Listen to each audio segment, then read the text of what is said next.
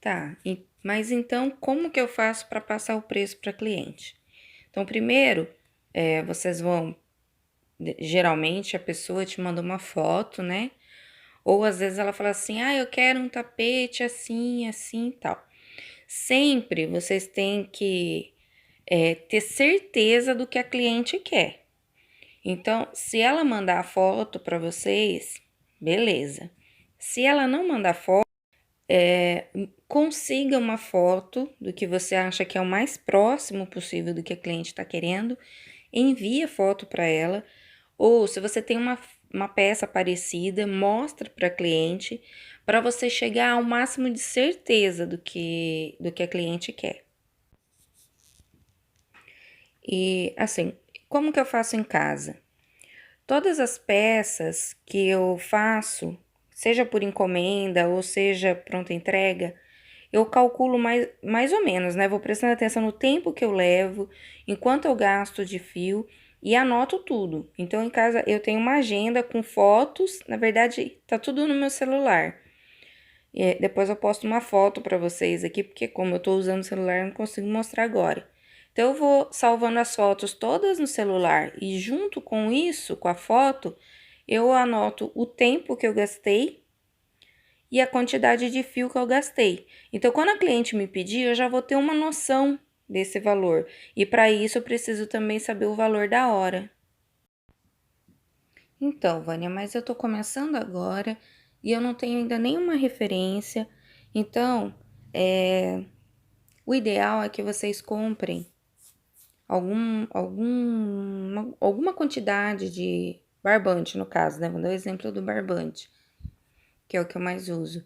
O ideal é que vocês comprem, de preferência, os rolos pequenos. E lá vem escrito a medida. Geralmente é por peso, né? O que eu uso aqui é por metro, mas geralmente é por peso e alguns têm peso e 1 metro. E vão fazendo os tapetes e vocês vão ter uma noção de quanto vocês vão gastar de material e de tempo. E já deixa essas peças de pronta entrega. Procura fazer peças diferentes para ter noção. Eu aconselho o rolo pequeno para que vocês tenham uma noção melhor da quantidade que estão gastando.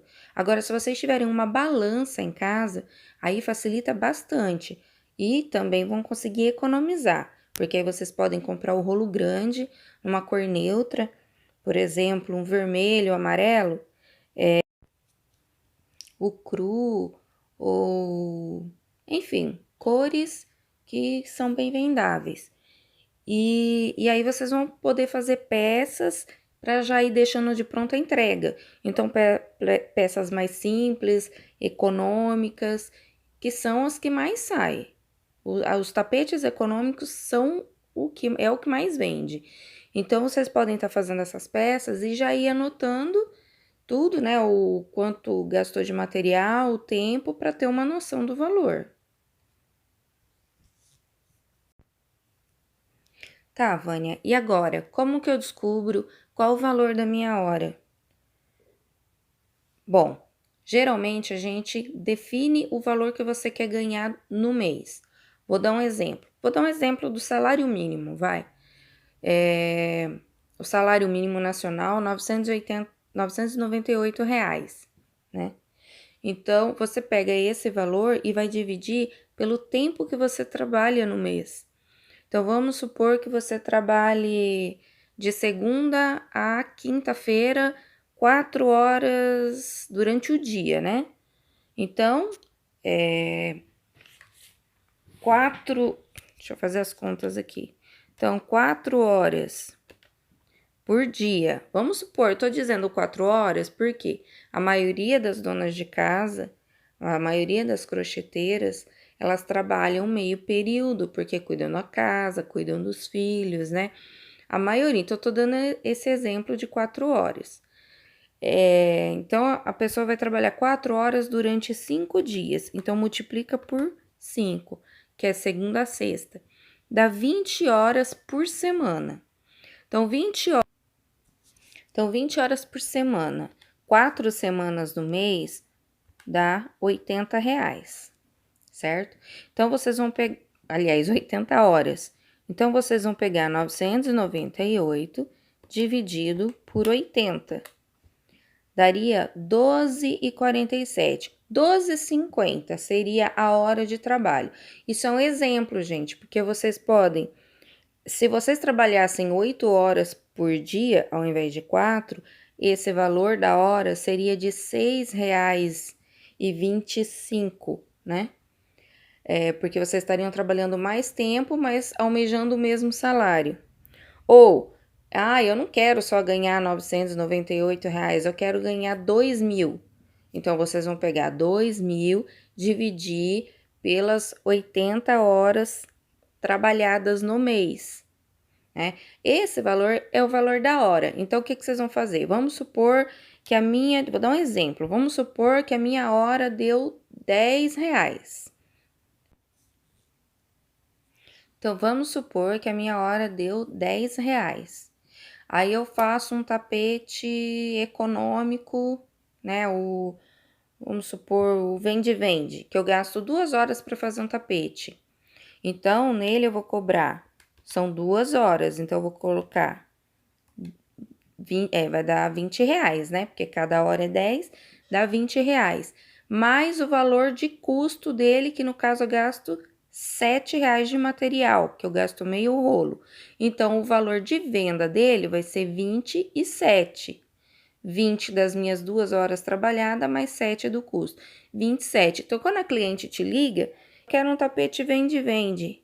Quanto que tá? Você já tá na ponta da língua quanto você vai cobrar, entendeu? Mas eu quero com flor. Aí você já tem o valor da flor calculado.